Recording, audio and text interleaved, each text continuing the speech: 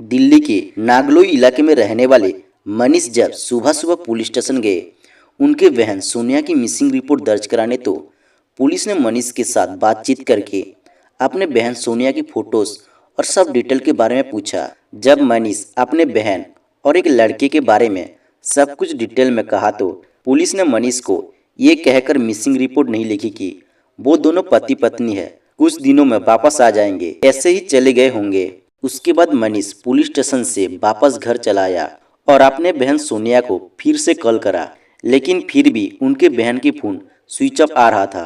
तब मनीष और उनके घर वाले बहुत ही ज़्यादा परेशान हो गए। लेकिन जब मनीष के बहन की फ़ोन ऑन हुआ, तो उसे मनीष ने कॉल करा और जिसने वो कॉल रिसीव करा वो शख्स और कोई नहीं जिसके साथ मनीष की बहन सोनिया रात को भागी थी, वो शख्स था।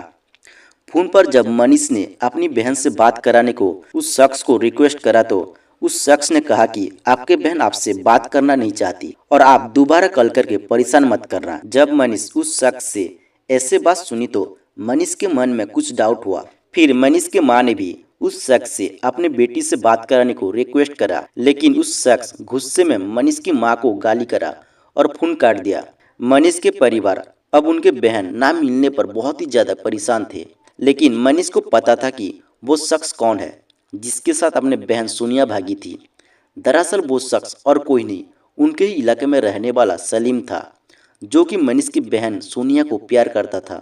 लेकिन अलग अलग रिलीजन होने के कारण सलीम के परिवार वाले अपने लड़के की शादी मनीष के बहन के साथ कराना नहीं चाहते थे, इसलिए वो दोनों भागकर शादी करने का प्लान करते हैं। और मनीष को भी इस सब चीज़ों के बारे में पहले से ही पता था, लेकिन वो दोनों भागकर कहाँ गायब हो गए, वो मनीष के पास भी खबर नहीं थी। इसलिए वो पुलिस स्टेशन गया था अपने बहन की मिसिंग रिपोर्ट दर्ज कराने, लेकिन पुलिस ने मनीष के बहन की मिसिंग रिपोर्ट एक्सेप्ट नहीं करा। ऐसे ही 2 दिन बीत गए। जब मनीष सलीम यानी कि जिसके साथ अपने बहन भागी थी उसे अपने ही इलाके में गली में घूमते हुए देखा, तो वो दंग रह गया और सीधा चला गया पुलिस स्टेशन। और जब पुलिस वाले मनीष की बात सुनी, तो डायरेक्ट एफआईआर दर्ज करा और पुलिस सीधा उठा लाई सलीम को। सलीम को जब पुलिस वाले पूछताछ करा, तो वो पहले तो पुलिस को झूठ कहकर गुमराह कर रहा था, लेकिन जब पुलिस ने सख्ती से सलीम से पूछताछ करा, तो वो सब कुछ सच सच बताना चालू करा। दरअसल सलीम एक मुसलमान लड़का है और जिसे प्यार के जाल में फंसाया था वो हिंदू लड़की थी और लड़की का नाम था सोनिया। सोनिया इंस्टाग्राम पर बहुत ही एक्टिव थी, वो रोज ही इंस्टाग्राम पर रील्स पोस्ट करती थी। इसी बीच सलीम की नज़र सोनिया पर पड़ी और सलीम अपने नाम बदलकर एक हिंदू लड़के के नाम से एक इंस्टाग्राम आईडी क्रिएट करा, जिस आईडी का नाम था संजू। और वो इंस्टाग्राम के थ्रू सोनिया को अप्रोच करा और वो दोनों इंस्टाग्राम से बातें करने लगे। बातें इतनी ज़्यादा बढ़ी कि वो दोनों अब दोस्त बन चुके थे। धीरे धीरे सलीम संजू नाम बदलकर सोनिया के करीब आने लगा। इंस्टाग्राम से बातें करते करते वो दोनों अब आपस में प्यार करने लगे थे, लेकिन सोनिया सलीम यानी संजू के बारे में घर पर नहीं बताया था। सोनिया अपने परिवार वालों के सामने तो सलीम से बात नहीं करती थी। जब भी वो अकेली होती या उसके आसपास कोई नहीं होता, तो सलीम से फ़ोन पर बात करती थी और दोनों के बीच रिलेशनशिप इतना ज़्यादा स्ट्रॉन्ग या इतना बढ़ गया था कि वो दोनों अब कहीं बाहर यानी कि मार्केट, पार्क या दूसरे जगह पर विजुअली मिलने भी लगे थे। मिलना जुलना इतना बढ़ गया था कि सोनिया कभी कभी सलीम को अपने घर भी बुलाती थी जब घर पर परिवार वाले नहीं होते थे। तो और इतना ही नहीं, सोनिया अपने इंस्टाग्राम आईडी पर संजू के साथ फोटोज वीडियो भी शेयर करा करती थी। लेकिन धीरे धीरे आसपास के पड़ोसियों से परिवार वालों को इस सब चीज़ों के बारे में जानकारी मिली। तब सोनिया के भाई, छोटे बहन और माँ ने सोनिया से इस सब चीज़ों के बारे में पूछा, लेकिन सोनिया परिवार वालों की बात को टाल दी और वो इस सब चीज़ों के बारे में बात नहीं करा। धीरे धीरे समय बीतता गया और परिवार वालों को भी पता चल गया कि सोनिया किसी से फ़ोन पर घंटों बात कर रही है। ये जानने के बाद जब परिवार वाले सोनिया से इस सब के बारे में पूछे, तो वो भूत से बात कर रही हूँ कहकर फिर से परिवार वालों को इग्नोर कर दिया। लेकिन बाद में सोनिया की छोटे बहन को पता चल गया कि ये भूत और कोई नहीं, वो सोनिया की बॉयफ्रेंड संजू था। लेकिन जब तक परिवार वालों को सोनिया की बॉयफ्रेंड भूत संजू के बारे में पता चला, तो वो सोनिया अब 5 महीने की प्रेग्नेंट थी। जब परिवार वाले सोनिया की प्रेग्नेंट की खबर सुनी, तो उनके पैरों तले जमीन खिसक गया। परिवार वालों को समझ में नहीं आ रहा था कि अब वो क्या करे। उसके बाद परिवार वाले डिसाइड करा कि संजू के फैमिली से बात करके सोनिया की शादी संजू से करवा दे। ये सोचने के बाद सोनिया की फैमिली जब संजू के घर पर गई तो उन्हें पता चला कि जो संजू नाम का भूत था वो दरअसल मुसलमान फैमिली से बिलोंग करता है और उसका नाम संजू नहीं बल्कि सलीम है। संजू की पहचान मिलने के बाद परिवार वालों को सदमा लग गया कि उसकी बेटी ये किसके साथ रिलेशनशिप में है। उसके बाद सोनिया की फैमिली सलीम के फैमिली से बात करा, लेकिन सलीम के फैमिली ने सोनिया को फैमिली को ये कहकर धमकाया कि अगर तुम्हारी बेटी ने हमारे बेटे से शादी करी तो हम तुम्हारी बेटी को मार देंगे। ये धमकी मिलने के बाद सोनिया के फैमिली अब सोनिया को घर से कहीं बाहर नहीं भेजा, घूमना फिरना दोस्तों से मिलना सब बंद कर दिया। लेकिन सोनिया के फैमिली को ये भनक नहीं थी कि सोनिया चोरी चोरी चुपके चुपके वो सलीम से फ़ोन पर बात कर रही है।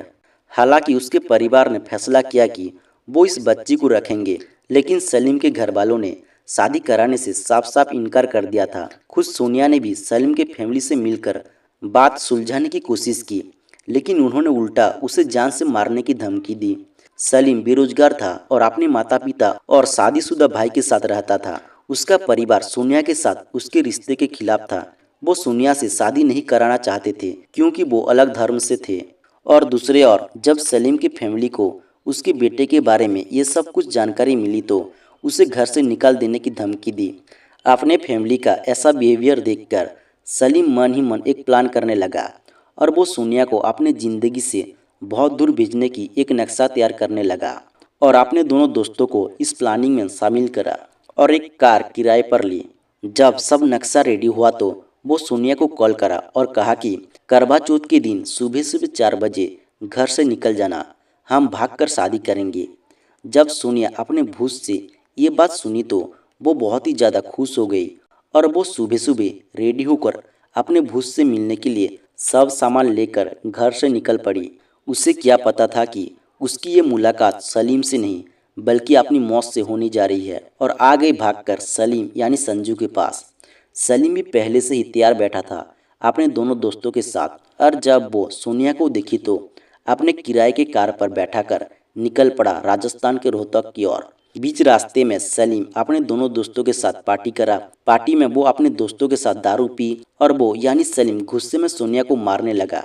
सोनिया को कुछ समझ में नहीं आ रहा था कि सलीम उसके साथ ऐसा क्यों बिहेव कर रहा है। उसके बाद सलीम के दोस्त भी सोनिया के साथ कार में मारपीट करने लगे। तब बेचारी सोनिया परेशान होकर रोने लगी और कार से लोगों की मदद के लिए चिल्लाती रही, लेकिन उसकी ये आवाज़ किसी के भी कानों तक नहीं पहुंची। उसके बाद सलीम ने मोबाइल फ़ोन की चार्जर की वायर से सोनिया की गले घोंटकर बड़ी बेरहमी से मार डाला। जब सोनिया की डेथ हो गई तो सलीम अपने दोस्तों की मदद से रोहतक के एक गाँव में 4 फीट का गड्ढा खोदकर उसे दफनाकर चला आया दिल्ली। और सलीम दिल्ली में ऐसे घूम रहा था जैसे कुछ हुआ ही नहीं। लेकिन जब सोनिया की भाई की नज़रों में पड़ी तो सब कुछ सामने आ गया। दिल्ली में इंस्टाग्राम से शुरू हुई प्रेम कहानी का करवा चौथ के दिन हरियाणा के रोहतक में खौफनाक तरीके से एंडिंग हुआ। सोनिया सारा सामान लेकर अपने भूत के पास गई थी, लेकिन कभी लौट कर नहीं आई। सोनिया जिस भूत से इतना प्यार करती थी वो भूत सोनिया की ही जान ले ली। अपने परिवार की बात सुनी हुई होती तो शायद सोनिया आज जिंदा होती, लेकिन ऐसा कभी हुआ नहीं। अभी इस केस का इन्वेस्टिगेशन पुलिस कर रही है और भी बहुत सारे सच सामने आएगा। तो ऐसे ही क्राइम वीडियो देखने के लिए हमारे यूट्यूब चैनल को सब्सक्राइब करें। जय हिंद।